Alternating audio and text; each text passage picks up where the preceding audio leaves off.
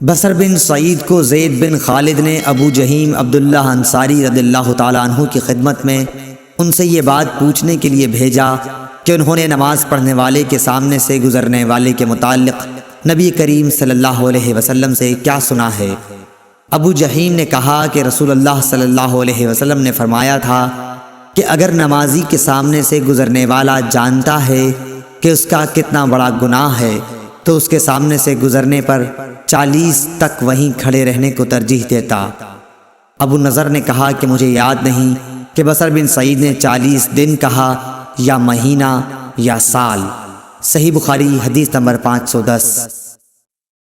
عبداللہ بن عبد الرحمن سے روایت ہے، انہوں نے نبی کریم صلی اللہ علیہ وسلم کی زوجہ مطہرہ حضرت عائشہ رضی اللہ تعالی عنہا سے کہ آپ صلی اللہ علیہ وسلم نے فرمایا، میں رسول اللہ صلی اللہ علیہ وسلم کے سامنے سو جایا کرتی تھی، میرے پاؤں آپ کے سامنے پھیلے ہوئے ہوتے، جب آپ سجدہ کرتے تو پاؤں کو ہلکے سے دبا دیتے اور میں انہیں سکیڑ لیتی، پھر جب قیام فرماتے تو میں انہیں پھیلا دیتی۔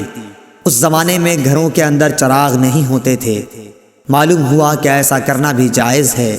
صحیح بخاری حدیث نمبر 513۔